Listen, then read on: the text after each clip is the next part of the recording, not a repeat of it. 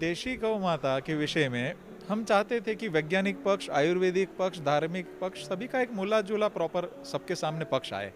तो वैज्ञानिक पक्ष बिल्कुल हमने जब वैज्ञानिक पक्ष हमने अभ्यास किए तो बिल्कुल गौमूत्र के अंदर 5100 कंपाउंड मिले, 1200 कंपाउंड गोबर में मिले। तो हर एक गाय के गौमूत्र अलग थे। तो पंचगव्य में से हमने गुड बैक्टीरिया को आइसोलेट किया और उसके अंदर से हमने गौकृपामृतम निर्मित किया और उससे 7 दिन में ही यूरिया, डीएपी और पेस्टिसाइड्स बंद होता है।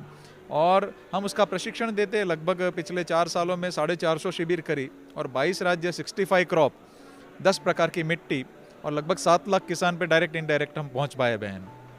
तो बहुत अच्छा, बहुत अच्छा। एक उम्मीद लगती है कि जो हमने इतने साल गड़बड़ कर दी, अपनी मिट्टी को बिगाड़ दिया केमिकल डाल डाल के, गोकृपामृत is a hope, it's probably the only hope.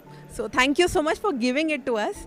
दूसरी चीज़ बताइए कि औषधि गुण गाय के बारे में, और अब आपने कहा आप घी भी इतनी मात्रा में लेते हैं, तो क्या क्या औषधि गुण और कैसे हम उसको अपने जीवन में शामिल कर सकते हैं? जैसे मैंने कहा कि गौमूत्र में 5100 कंपाउंड मिले, तो बिल्कुल आज तक के जितने भी केमिकल के द्वारा बनी हुई मेडिसिन है, सारे कंपाउंड नेचुरली उसके अंदर है। स्टेरॉयड है तो कुदरती स्वरूप में है, तो जो विदाउट साइड इफेक्ट ठीक करती है, और जो आर्टिफिशियल जो चीज़ स्टेरॉयड बनती है केमिकल द्वारा, वो हानि करती है।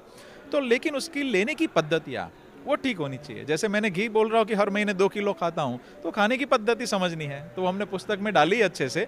तो बिल्कुल हम 90 औषधियाँ बनाते हैं। जोड़ों के दर्द, हेयर फॉल, रेस्पिरेटिव, चमड़ी के रोग, 90% सक्सेस रेशियो है। इवन नी रिप्लेसमेंट भी टल जाता है। तो घी हमारा महंगा है और दूसरी औषधियाँ सस्ती है, लेकिन हमारे आयुर्वेदाचार्य बहुत अच्छे से उसको फॉलो करते हैं और पूरा बैकअप देके परिणाम मिलते हैं। और आपको और एक बात जोड़ूंगा कि भाई 7 दिन में यूरिया बंद हो रहा है कैसे, तो बहुत टेक्निकली हमने NABL एक्रीडिटेड लैबों में टेस्ट करवाए। जैसे उसके अंदर 24 बैक्टीरिया नाइट्रोजन फिक्सेचर है, तो गोबर खा के डायरेक्ट हवा में से ही नाइट्रोजन देते, तो 7 दिन में यूरिया बंद हो रहा है।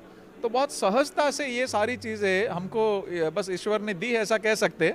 ऐसे ही फास्फोरस मिलता है, ऐसे ही सल्फर मिलता है, इसी प्रकार माइक्रो न्यूट्रिशन अवेलेबल फॉर्म में होना, पाच्य स्वरूप में होना, वो जरूरी था। तो वो भी गोबर को सुपाच्य स्वरूप में ये बैक्टीरिया भोजन खिलाता है वनस्पति को, ऐसा कह सकते हैं।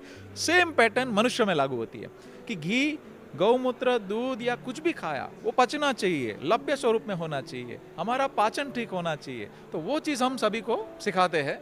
तो बिल्कुल सभी चीज़ को सही ढंग से उपयोग करना, सही प्रोटोकॉल से करेंगे तो निश्चित परिणाम बहुत ही अतुलनीय होते हैं। तो आपकी किताब कहाँ अवेलेबल हो सकती है?